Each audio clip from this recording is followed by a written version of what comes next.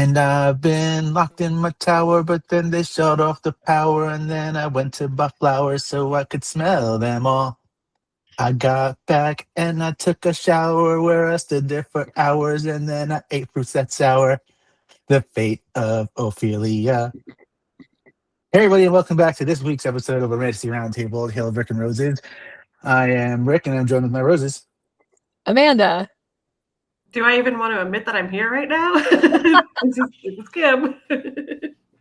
And if you're somehow still here, we would always appreciate if you considered liking, subscribing, somehow interacting with us on one of the things. We have a Bookstagram, we have a Book Talk, we have an email that's dusty and old that nobody uses. It's called romantasyroundtable@gmail.com. And here's what I'm gonna do: if anyone sends in an email, snail mail, and buy your book. That's buy you a book. That's not what snail mail is. To millennials, it is, because now we just use social medias.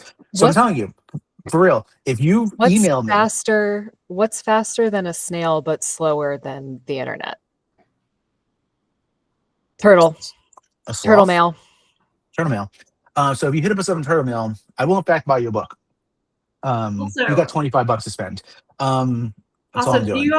Rick, are you even aware of how many emails we get a day from work? Like, millennials love an email. Well, send us an email. Tell us a thing. I want to talk to people. I've been working on that song for like 2 days. Yeah, that I was gonna say that sounded rehearsed. Complimentary. Yeah, thanks. It has been stuck in my brain. Really worked. And now now it's out. I brought back my pint glass mic stand. I love that. By popular demand. Mike's hard mic stand. And then we got a little wolf back here. Oh, wow, that's your own Omegaverse in your. I was gonna say that's so. It connects. I lost it. What a great segue to the book that we're reading about wolves and Omegaverses and knots and clamps. Clamps. That's I'm betting on clamps. No. Okay, so right before we hit record, we were looking up because we're recording this on Google Meet and we're using the built-in record your meet feature. And right before we hit record, we were like, I wish there was a way that you could set it so that it doesn't just record the person who's talking, but so that you can get everybody. And that's not currently a feature on Google Meet, but it should be, because everyone should get to see specifically Kim and I reacting when Rick says something insane. We can do it. I'll figure it out for next week. I know what I have to do. I just don't want to do it. It's a one-time setup, so it's fine. It's whatever stupid platform that you use to stream video games. You can record your whole screen. I used to do it for my old podcast. Well, now you don't have to do the notes for the book, so you can do that. Yay! I could do that. We're freeing up RAM. We're just freeing up RAM. Wow! I'm impressed. That made sense. That was good. I know. Yeah. Wow! Look at you. That's good. Good job. Something that Rick can do. He can figure out this new thing because he doesn't have to do this old thing. And I said, we're freeing up RAM.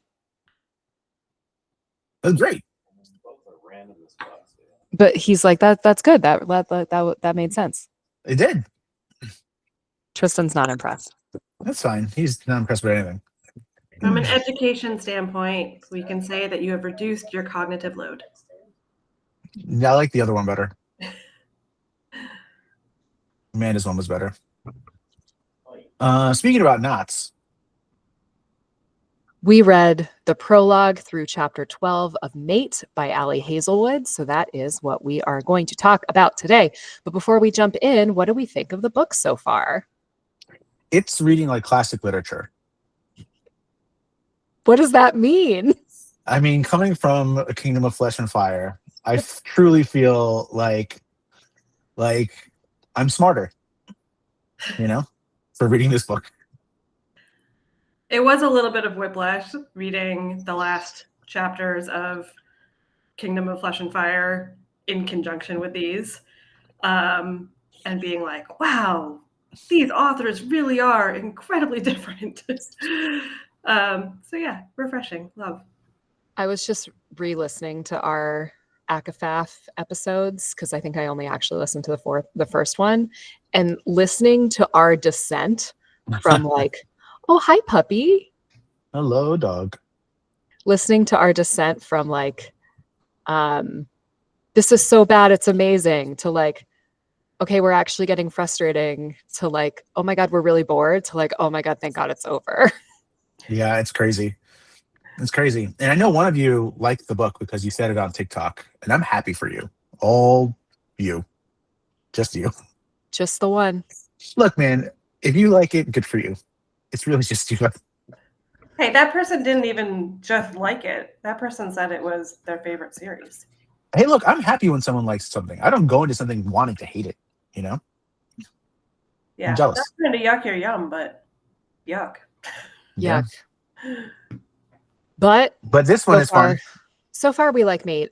So we start with the prologue, which Kim, when you joined us, Rick and I were talking about how we don't remember the prologue or know what it was about. So our notes today are from ChatGPT.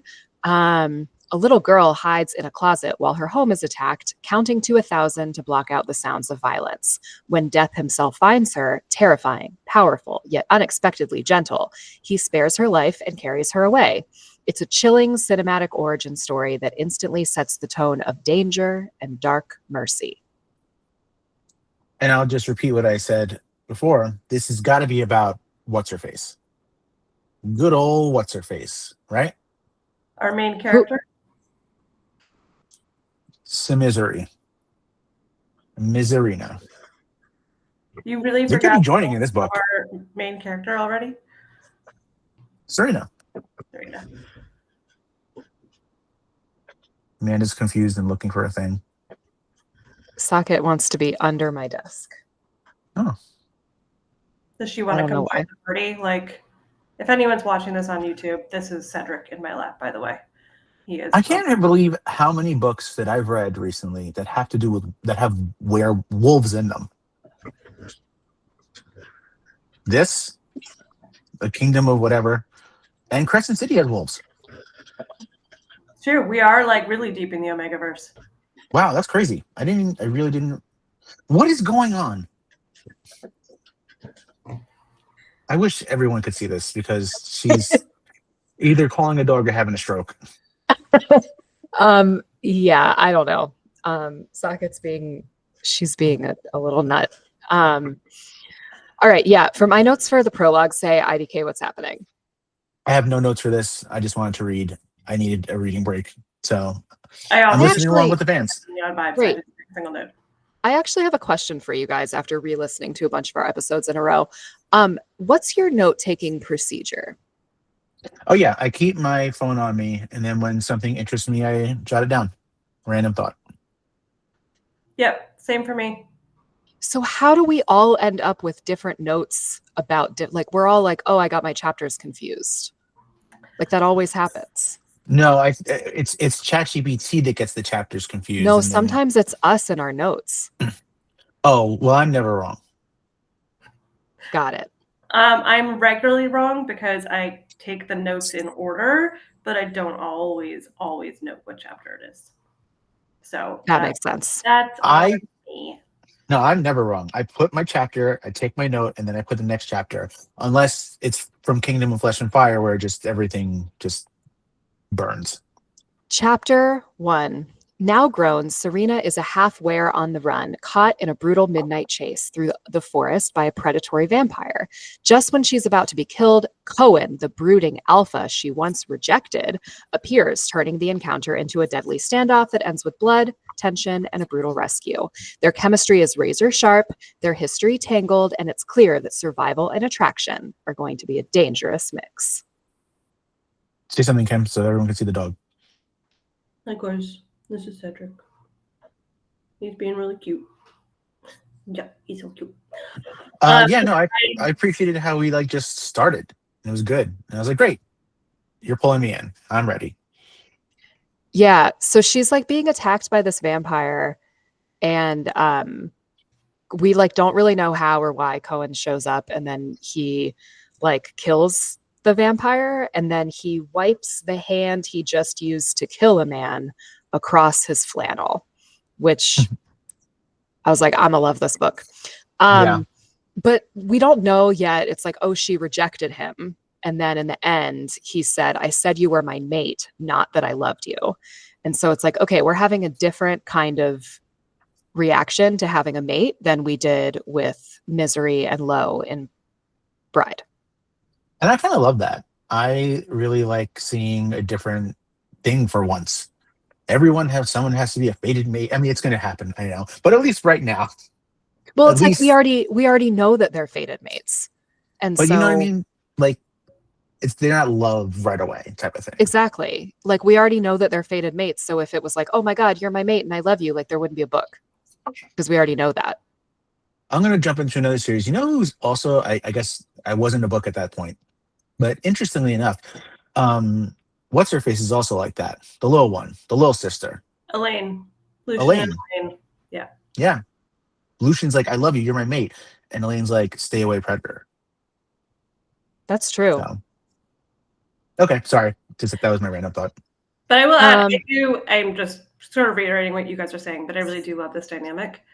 And yeah, that we're seeing sort of a different side, maybe what a mate could be. Also, you know, as this goes on, it alludes to the fact that like there probably is some really strong feelings there that Koen is just really good at pushing down deep. And so not having them impact Serena in a negative way. But he's a great character, guys. Yeah. Like he's a shadow daddy in like the fun kind of way. Totally. Yeah, I really like him. I think so. It's interesting. I'm sorry, I'm like doing an unhinged directorial job today, but we didn't really recap Bride. But basically, Bride is about Misery, who's a vampire who gets arranged marriaged off to Low, who's the alpha of the Southwest pack, And a successful banker and a successful architect who also runs with some sort many investments. There we go. He's an investment banker. Mm-hmm. He's an investment banker.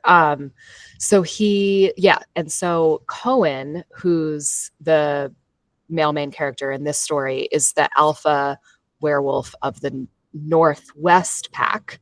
And so it's like, I mean, we were saying like, it's interesting that they're fated mates, but like that they have a different kind of tension. It's also like, if we already read a book about an alpha werewolf, it's cool that he's also like a different kind of alpha, which I appreciate. Mm-hmm.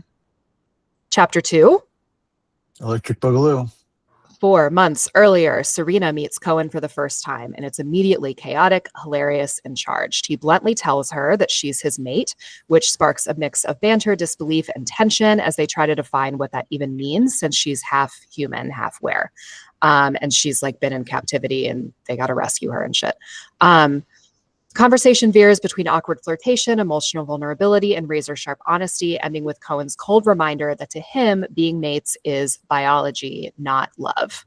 We get like a little bit of Misery and Serena backstory here. And we get some Low and Koen interaction, which I thought was cute. Like Koen says to Low, "You're so fucking annoying." And Low says, "Yep, had a great role model," which is like cute because he, is kind of like his big brother. They also talk, I don't know if this is from me or from the book, but I wrote Low feels domesticated and Koen is wild. I don't know if that was from the book or if that's just from me. So it's like, he's like, "You're my mate." And she's like, "Oh, I don't even know what that means." And he's like, "It just means I want to fuck you." Right. Right. And she's like, "Oh, are we gonna, I just met you." And he's like, "Oh no, I'm not offering. Right. I just want to." I just met That's you. great. Crazy. But here's my number. Don't call me, actually. I also looked back in the first book, and it is traditional that the alpha of the Northwest Pack takes a vow of celibacy. How did you find that? I searched for his name. Okay. You can search in the Kindle app. I do also like that now that we're getting into like Serena and Koen's perspective, that we're getting a really different take on Misery and Low also. And so like in a little ways, like Low kind of seems like a whiny little bitch in these first few chapters, as he's like, you have to tell Serena that she's your maid, and if you don't do it, I'm gonna do it. And just like coming at it from like this moral upstanding place. And same thing with Misery too, of being sort of like the heavy-handed sister figure to Serena. So I kind of like that. We really loved them in Bride, and now I still love them, but also they're more human. Except they're not. Correct. My apologies. Yeah, at the beginning of this chapter, my notes say, hi, Lo.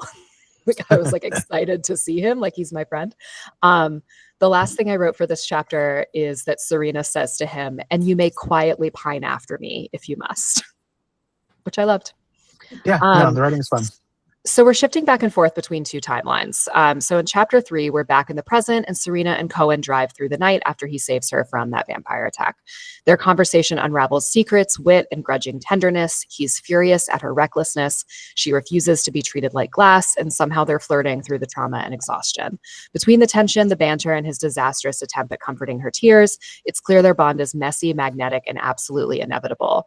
I'm not reading the silly notes that we made ChatGPT write about how great Serena it doesn't work as well. Because Serena is great. Yeah. We need to give it a fun new prompt next time. Yeah. But so there's like intro quotes to this, whatever they're called. What are they called? You were the one who came up with that word. Soliloquies. And the intro quote here is like, but you kind of like her, Koen. Like, also, is Koen a Jewish werewolf? Oh, I know. Is his mom Jewish? Koen was his soul at Sinai. Koen means priest, like in old-timey pre-rabbinic Judaism. Anyway, since you'll yell at me, what would his last name be? Koen. Oh, is that his last name? Is it Koen? Well, that's Koen? why. Yeah, sure. Do they have last names? Isn't Lo's Jewish last name? people? Werewolves. Werewolf bar mitzvah. Spooky, Yay. scary. Boys becoming men. Men becoming wolves. What the fuck is going on? This is the best day of my life. You don't know Werewolf bar mitzvah? Oh, Lord. Is You that don't part know of the Werewolf bar Omegaverse? mitzvah? No.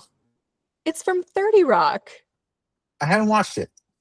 Okay, I'm going to send you Werewolf bar mitzvah when we're done recording. I'm going to So does that mean screen share 30 and make you watch it. Is it part of the Omegaverse? No. Hard no. Or Kim. I have to share one fun fact that we had the vaccine clinic on Friday at school, and I was one of the people who made the super smart decision to get both the COVID shot and the flu shot at the same time. And so like, I don't got a lot today, guys. I've been like down for the count for the last 36 hours. So have at it. Keep going. I'm in like rare form today. Okay, so in chapter 3, we find out that Serena isn't shifting.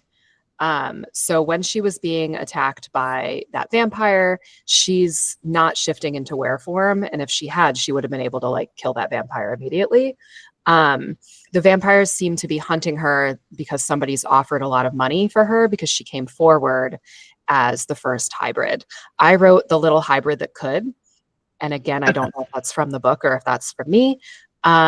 She thanks him and he hates being thanked, which is a really sharp contrast from our last male main character who only knows how to thank people via one way soup. It's the only way he knows. But this chapter ends with her saying, oh, big bad wolf in charge of thousands cannot handle girl crying. What? Oh, yes. Got it. Okay. Chapter 4, against Koen's protests. So now we've gone back in time again, and against Koen's protests, Serena agrees to go public as the first human-were hybrid in a live TV interview meant to shift public opinion towards peace. She holds her own. She's lying strategically. She's dodging the traps, and she's revealing just enough truth to protect Anna while shielding herself from chaos. Can you remind our listeners who Anna is? Anna is the little girl from book 1 who, no, they weren't looking for her. That's Lo's sister.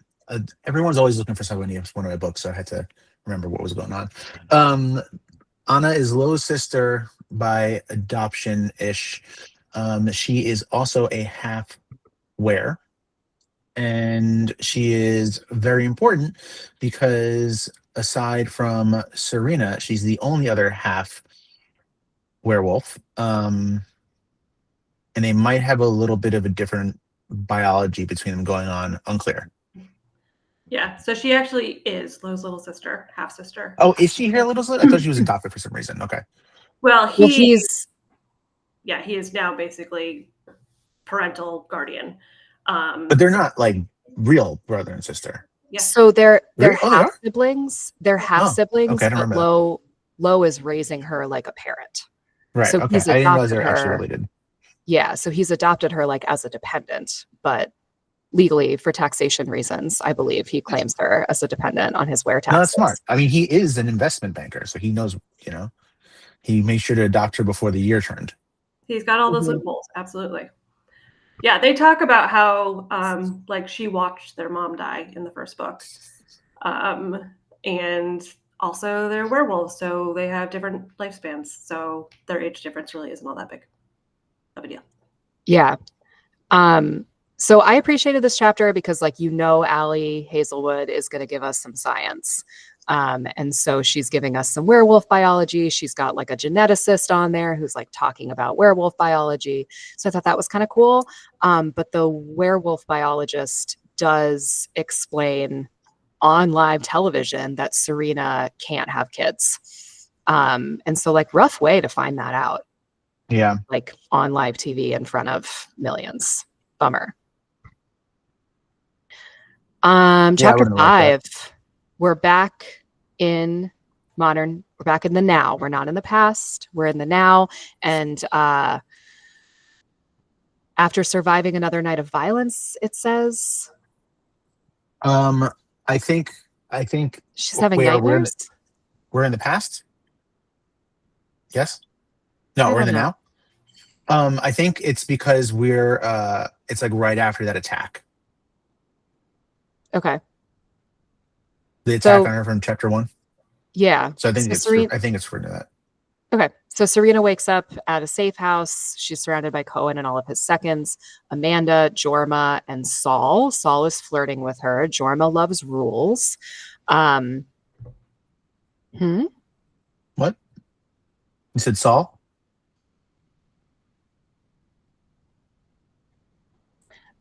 I think the Northwest Pack is full of Jewish werewolves. Me too.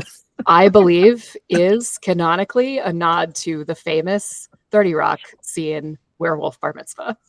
There it is. All right, so now they're FaceTiming Misery and Lo, and that's when we find out that the vampires have placed a bounty on Serena. They want to use her DNA, but because Anna is also a hybrid, people don't know that she's a hybrid. She's a target too. Everyone's insisting on hiding, but Serena says she wants to basically be bait and draw them out and end this on her own terms. Bait, not mate. We're also, this is when they arrive at the cabin for whoever's cabin this is. There's a bunch of name soup of Koen seconds here, which I haven't entirely kept straight in my head. Jorma loves rules. Right. That's the only second I know. Yeah. And then I don't remember. There's a couple others too. So anyways, that's just context about where we are. This is after they've driven through the night. And so it is after the whole surviving the vampire attack. And he carried her into the cabin because she had fallen asleep in the car. And that's cute and sweet. She's a sleepy puppy. I also took a picture of a paragraph here. There are only that many kidnapping and murder attempts a child can endure before developing serious issues and self-destructive behavior. We wouldn't want her to grow up and say, go to grad school. Don't worry, Misery reassures me. Every day I drill into her that we'll be disappointed in anything but a DJing career. I know. I loved that too. Rip all of us for going to grad school. Chapter 6, so Serena proposes to use herself as bait to draw out the vampires hunting her and protect little Anna. Everyone's losing their minds, but Koen is unreadable, and then he carries her to bed like she's both a threat and something precious. Their conversation turns heated, half argument, half confessional, and Serena admits that she hasn't been able to shift in months. It's clear she's hiding something big. So I wrote, is she dying? Question mark. She And is. then she is. And then they're talking about Misery and Lo. And she's like, oh, she took one for the team and just married him. And Koen says, whatever she's taking, it's not for the team. Oh, boy. Not yet, at least. Not yet, at least. We're learning more about potentially about like their mate bond here also, because it's clear that Koen, she recognizes that Koen for some reason like can see through a lot of her lies, and it's also very clear that he knows that she's hiding more than she is, even if everybody else is kind of swallowing it. So we'll see where that continues to go. Yeah. Also, Rick, what are you doing? You're like super distracted right now. Sorry, I'm back. But what are you doing? Oh, I was trying to see. I learned that ChatGPT can split PDFs. Oh. So I thought it would be easier to see if we could split the book. But we already split the book. I know. I was just curious. Okay. Chapter 7. Koen presses Serena to tell the truth, uncovering her secret about losing her ability to shift and hinting that he knows she's keeping more. Their verbal sparring drips with tension and reluctant care. She tests him with trust, and he terrifies her on purpose just to keep her alive. But when night falls, Serena's body betrays her again. She's racked with fever, pain, and hunger. She doesn't understand, leaving her trembling and alone in the dark. And we learn about this in like the next chapter, but like she does understand what's happening. But clearly it is like terrifying and awful and physically really uncomfortable. While reading this, I was remembered of the first book, and yeah, that's right. That's right. And in the first book, my notes were very minimal as well. Like up until this point, I even think the full 12 chapters, like not much happens, but it's very fun. So like even if I would have taken notes, I don't know what I would have taken notes on. In this chapter, I wrote, oh, damn, Alpha. Okay. But I'm going to do a better job next time. I think there's a lot of quotes just because, again, her writing is so sharp. Even like this chapter starts out with her saying, his surprise at my confession about shifting couldn't fill a puddle. And it's just like fun turns of phrase like that are like, ooh, yeah, I really like that. So I need to do a better job of just like highlighting stuff too, because I just think some of the things that she says is really fun. This is now the 4th Ellie Hazelwood book I've read. And for those keeping track at home, that is fewer than the number of books Allie Hazelwood has published in 2025. But it is like, she is enjoyable to read 100% of the time. Like I'm never having a bad time. Well, that's not her fault though. That's Notting's fault. Chapter 8, we're back in the past. It's 2 months earlier. Serena goes to a werewolf doctor. She's disappointed that he's a normal doctor. She thought there would be like evolutionary photos of werewolves on the wall, and she was sad there weren't. So she learns from Dr. Henshaw that she's dying of CSD, cortisol surge disorder, and that she only has a few months left to live. I wrote, can falling in love heal her? Oh my God, it will. It will. Calmly, almost too calmly, she decides to keep it a secret from everyone, even Misery and Koen. The doctor's like, hey man, Lo is my alpha, so like I kind of need to tell him. And she's like, doctor-patient confidentiality, sorry. Yeah, so she's... I like that she said that she even looked it up before she went to him. to make sure that that was a thing and that he couldn't tell. And so she like pulled the HIPAA on him and was like, no, you cannot say anything. And I also really like at the end of this conversation that she's having with the doctor, and he was like, what about Koen, who's your fated mate? Like, what would happen to him if you do pass away? And she was like, nothing, it's just biology. And she's like literally closing the door, and he's like, I don't think you understand how mates work. Right. He says whoever told you that is either lying to you or lying to himself. Or like you have either been lied to or you're lying to yourself or something. So somebody's lying. All right. So is she gonna die? Is she gonna die? No. Is she gonna die? The soup's gonna heal her. You think the soup's gonna heal her? Yeah, I mean, she's got to release all that adrenaline somehow. And it's going to be through a very long knot. Oh, no. I have received a small spoiler about this book. How is this possible? Amanda, stay off the Googles. What are you doing? It's just like on like Reddit. I'm just scrolling and it's there. Like, I don't actually know if it's a spoiler. Just spoil it right now. No, I had said like this is deeper into the Omegaverse, and then I like looked up Omegaverse, and I don't think it like there's no Omegas and Betas. Like that's not what's happening here. I think the reason it's deeper into the Omegaverse is because it's like low key about heat cycles. And so I think that's part of what's happening here. Is she's going into heat. She's going into heat. Oh, okay.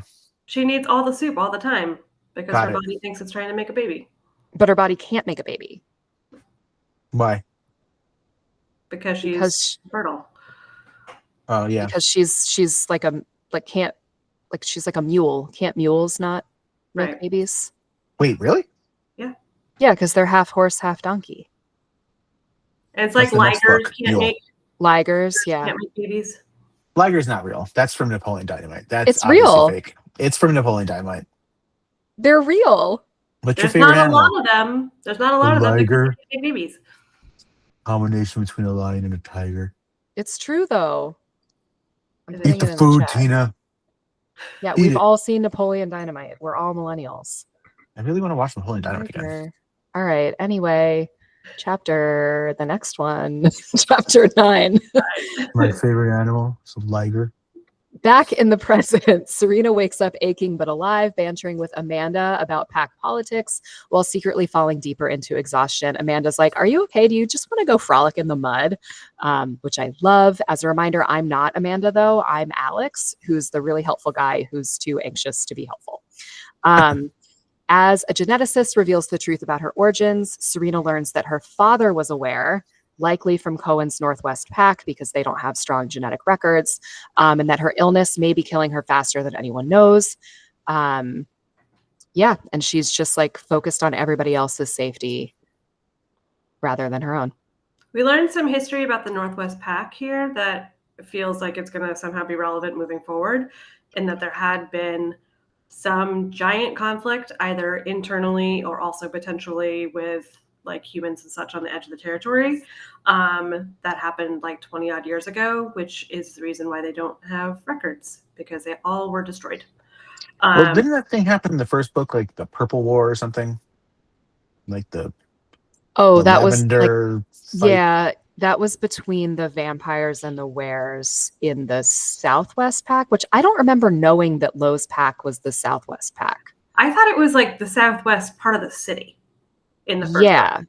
I didn't think that was like placing it in a continent. I thought that was like right. So I was like, I guess they're in Los Angeles, but it's also worth noting that Allie Hazelwood isn't American, or at least she doesn't live in the United States. So really? Yeah, she lives in Italy. Hey. Italian back. She's a member of the Southwest Italian Pack, which is Sicilian. Hell yeah, bro. That's me, my people. Yeah. Okay, so Lowe's Sicilian and Koen is Jewish. Fucking prosciutto, bro.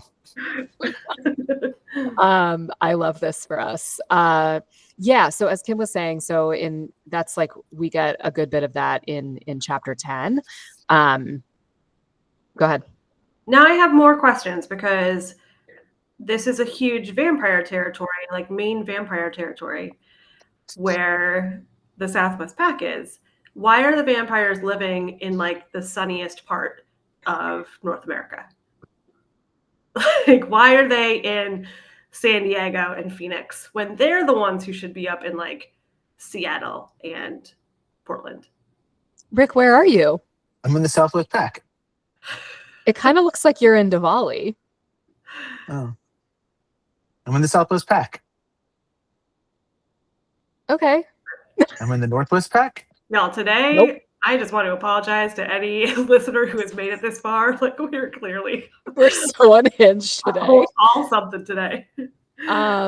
We're just so happy to not be reading from Blood and Ash. Okay, so Serena learns that her missing were-parent may have come from the Northwest Pack, that her human records were deliberately destroyed. Koen catches her mid-call with Misery and Juno, and he drags her away to make her bait, deciding it's time to draw out the vampires once and for all. The tension between them hums like a live wire, half partnership, half power struggle, and entirely electric. Serena's got the kind of courage that belongs on propaganda posters. My God. Half reckless brilliance, half chaos, and all heart wrapped in one very kiss me or kill me package. Where are you finding these? Are these just built into Google? Look, now I'm in the world. Now I'm in the Northwest Pack. Look, Okay, werewolf den. Kids at home Werewolf who den. are listening to this rather than watching this, Rick is continually changing his background. You can generate your own. It's like AI. They put AI in Google Meet? Yeah. Look, She create says generative backgrounds. sarcastically. Okay, who Shut in here up. has ADD versus who does not? I want to be in a werewolf den with Okay, in the Amanda. Pacific Northwest. werewolves and pups. Okay, so Misery has a good line here. She says, or Serena says to Misery, sadly, not all of us can be named after the literal state of being in agony, which I liked. And she also says that beavers are discerning, which... They're not wrong. both the animal and the metaphor. Yeah. And then there's something about letters. She wants to go back to her like safe house where she was, and she's like, I have to get my Rick's in a werewolf den. They're eating something gross. Look, that's there's Koen. Koen. There's Koen and There's Love. Koen, and there's Anna right there. The little That's pup. great. Little pup. What else is here? No. Oh my God. This is too much. Yeah, so she's like, I have to go back to the safe house to get this, that, and the other thing. And the thing that she really wants to go back for is these letters. But she doesn't tell us what the letters are. What do you guys think the letters are? I think they're probably they're probably to everybody, but they're probably her like goodbye letters that she's been like. Oh. That's what I assumed. What book have I read where someone was hiding letters? Enchantra. Was it Enchantra? Yeah. Wait, wasn't it also Fourth Wing? Yes. They're also Liam had the letters in Fourth Wing. Okay. So what were those letters from? Liam's letters were letters that Liam wrote to his sister. And Enchantra. Violet was like rationing them, and we didn't like that. And then in Enchantra, they were letters between. Like it was supposed to be her mom and so. Right? Yeah, Genevieve and Rowan, but they were both pretending to be their parents. Yeah. All right, so I don't know. This letter is going to be from. Does she know who her dad is? It's going to be from her dad. But she doesn't know who her dad is. Right, that's what the letters are from, though. Oh. I don't know. We gotta have some sort of twist. We don't know if these are from somebody or if these are two people. So yeah, there's a lot of unknowns about these. Okay. Chapter 11, Koen brings Serena to his den in Olympia, where she realizes how immense, eerie, and beautiful his world truly is, and that he expects her to stay under his watch. Rick is now zooming in and out. That was an accident.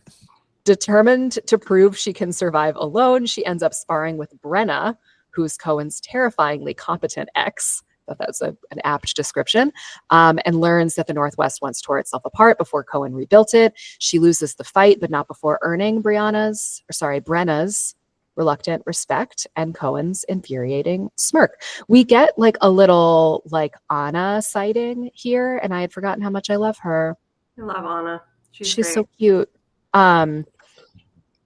And this is where I was like, wait, I thought he and Amanda were married, and I looked it up and they're not married. And this is where I remembered that the Alpha of the Northwest Pack takes a vow of celibacy. We love a man who reads. He's got a lot of books. I wrote, we love working. Oh, woodworking. He's a woodworker. Yeah.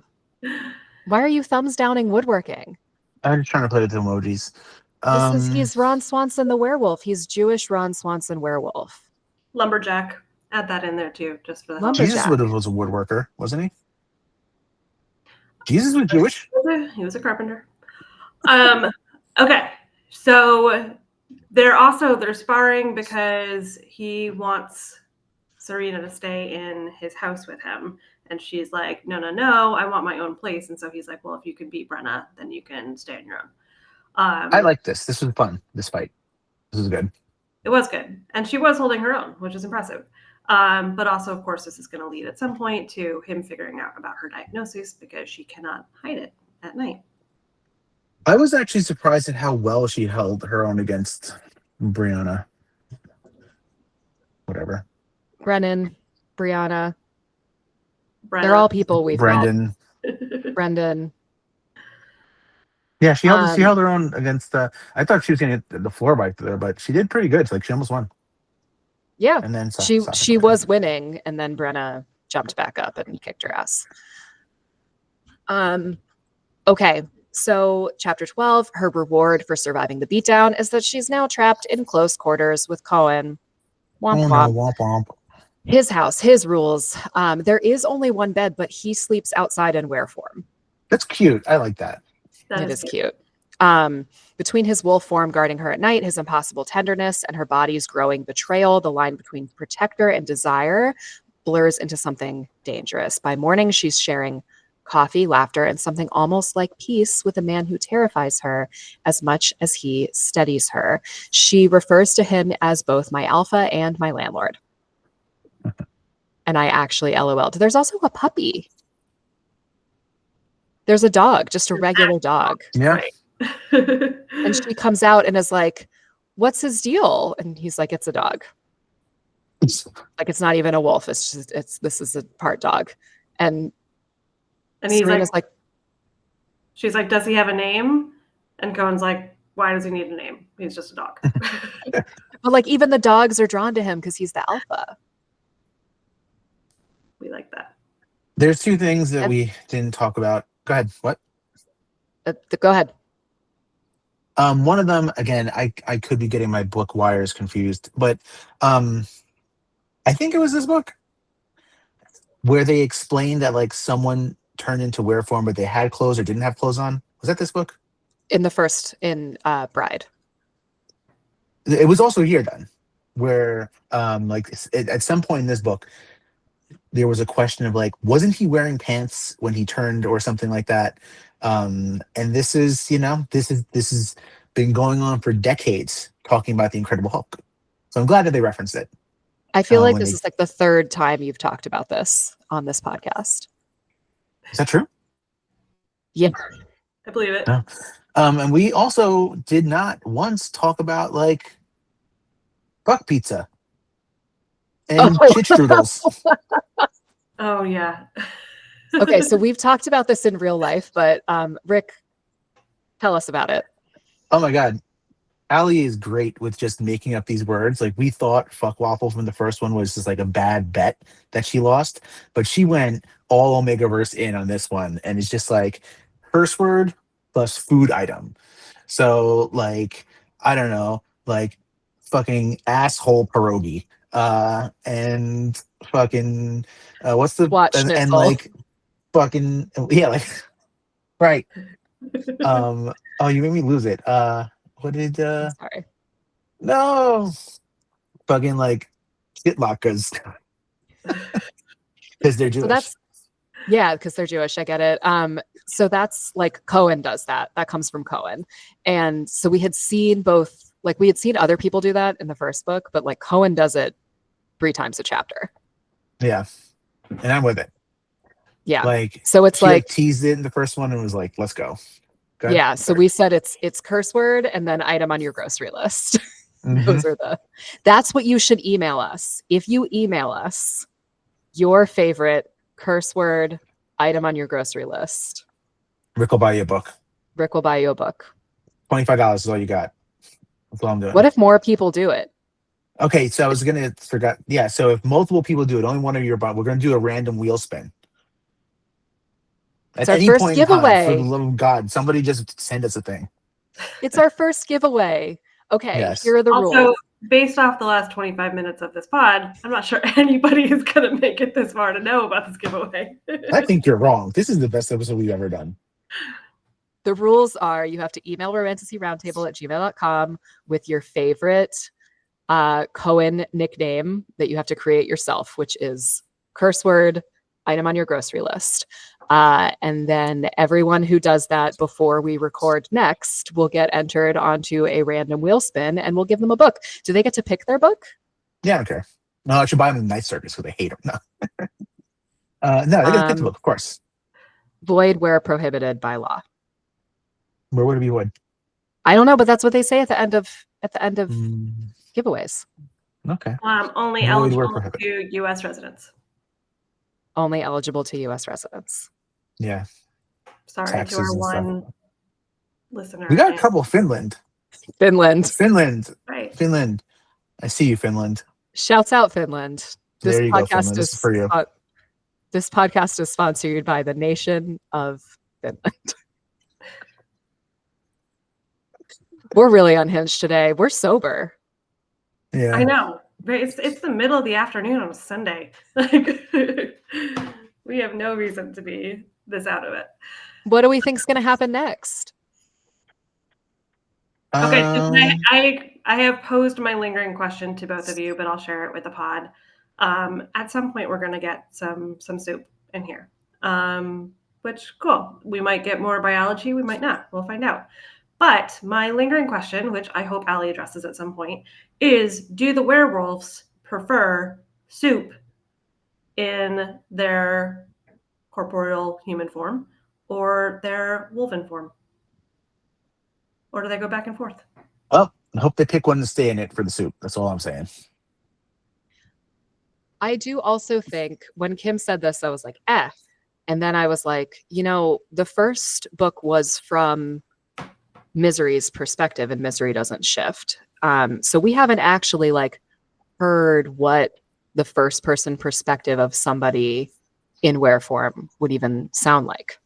So I'm interested in do they have language and thoughts and would it even be worth reading soup from that perspective? You know what I mean? Or would that be more of a closed door, and then we had soup in were form?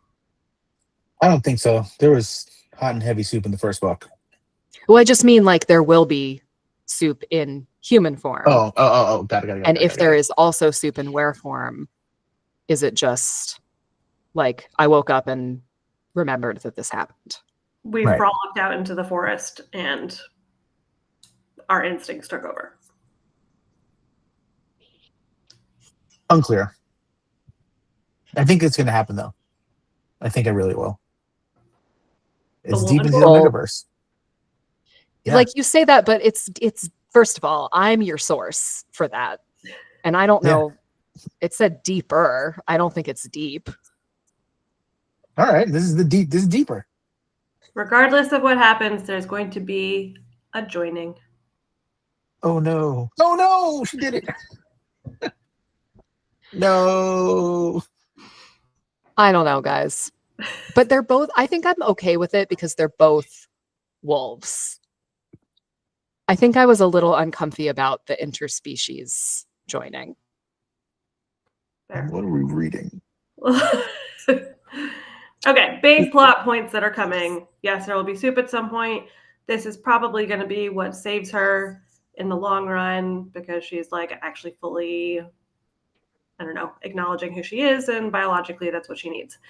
The vampires, of course, are going to come back. There's going to be some kind of a showdown with them as they are hunting for her and have this bounty out for her, and they're still trying to like hide Anna, however we're referring to her.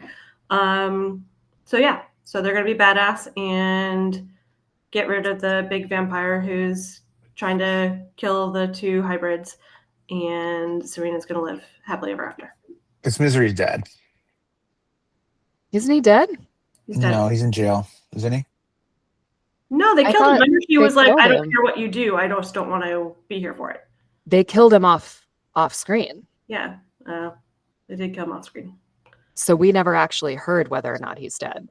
Yeah, I think it'll be him because we don't have enough. The book is quick and short, so we don't have enough time to introduce and we're already a quarter through. We don't have time to introduce a new third through to introduce a new big bad. So I think he'll be him, either like in a live or Jedi ghost form or something. You really want like everything to be Star Wars.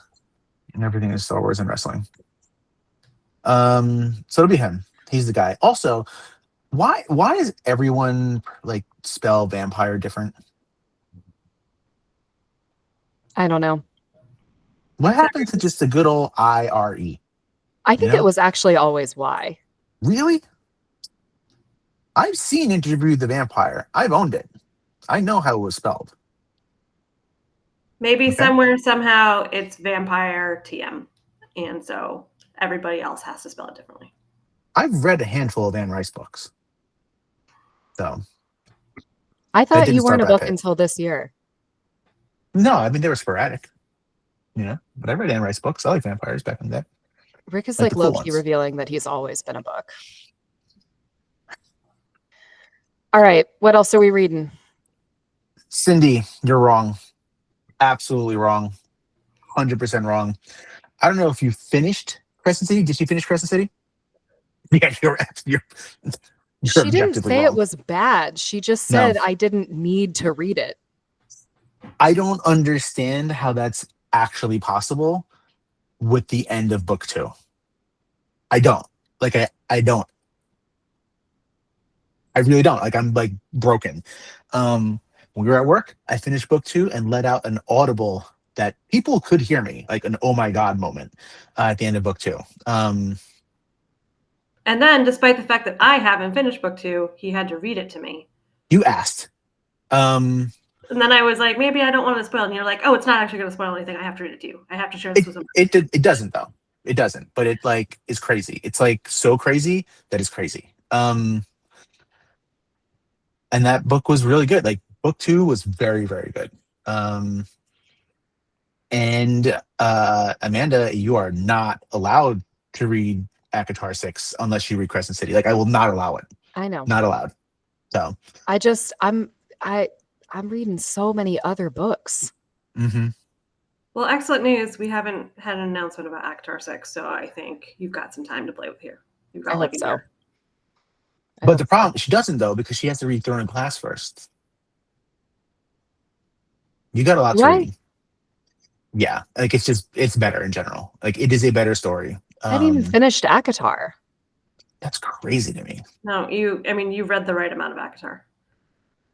And you're going to have the Christmas special, which I'm still mad about. Excited. I'm excited to read the Christmas special. Christmas special, great. Nothing happens. Have you now finished Crescent City? I have not. We only recorded a couple days ago, so sorry to spoil that for kids at home. Also, too, it's October in college counseling, and while school is under control, my independent clients not so under control. So I've done a lot of work over the last couple of days, and then also slept a lot. Thanks, flu and COVID shots. So, Rick, you're done with Crescent City.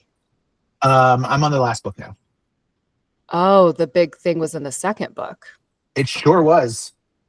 It sure was. Okay. And I was truly shocked. Shocked. Because in my mind, I wanted it to happen, but I was like, it's not going to happen. And then it did, and I couldn't believe it. it was like, it's the Avengers movies for me. Like, just the way that like we're telling the story. And it's like, now I have to see the next one. She did it so good, I couldn't believe it. Okay. Yes. I finished listening to the audiobook One Last Stop. I'm gonna go buy the book so that I can have it forever. It's by Casey McQuiston. 5 stars, 6 stars, 100 stars. I loved everything about it. If you haven't read it, everyone should read it. It's about a woman named August who boards the Q train in Brooklyn and falls in love with a woman named Jane, who is trapped on the Q train and transported in time from 1975, I think. And so she's perpetually like 24, because that's how old she was in 1975 when she got stuck on the Q train, and she doesn't remember anything about her life. And it's so good, and it's so funny, and it's got, you know, strong chosen family vibes, so much queer joy, so much honoring our queer ancestors. Like, it's excellent, and I loved it, and it is hands down the best contemporary romance I've read this year. Yay. Heads up, if you got a ripped bodice to buy it, it is in the New York City section and not in the queer lit section. Thank you. I appreciate that. So like in wrestling, right? When Edge got hurt, he had his broken neck, right? And he retired and was gone for 9 years. He made a surprise appearance at the Royal Rumble, and everyone was shocked. He came out crying because he thought he could never wrestle again. I was shocked. At the end of Iron Man, the OG Iron Man, everyone was like, you got to stay till the ending. This is before they did all the things. We were talking about my book. They were like, we're forming the Avengers Initiative. And I lost my goddamn mind. This is up there with that. Okay? Did you listen to anything I said about One Last Stop? You read someone who was on the train. There was a sick passenger. They had to wait, right? And they got stuck on the train, and they bought it at Rib Bodice in the New York section.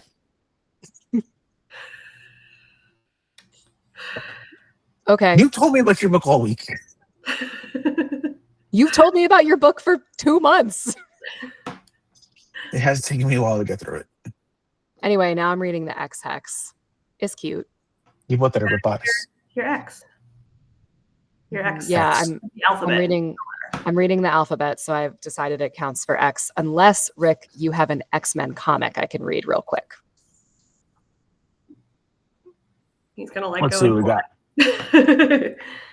You don't have to go look for it right now. When I get off in the afternoons at Fort Hamilton Parkway. Ultimate X-Men. There you go. Great. Can you just bring me that? I'll just read it real fast. Sure. But there's a guy that sells comics at the Fort Hamilton stop, which feels like a really random place to sell comics, except for the fact that like there's so many kids in this neighborhood. So he's just like entrapping those kids and their parents every afternoon. Has he been stuck there since 1975? Maybe that's, but it's not the Q train, it's the F train. Maybe. What? The Q train has been there in 1975. Does it have to be an X-Men comic, or does it has to start with X? It has to start with X. I'll bring an X-Men comic. Thank you. All right. I'm sorry. What's our homework? We can go. Oh, our homework is to read chapters 13 through 26. Stop when you see 27. So we're reading this in 3 parts. Awesome. Great. Bye. Bye.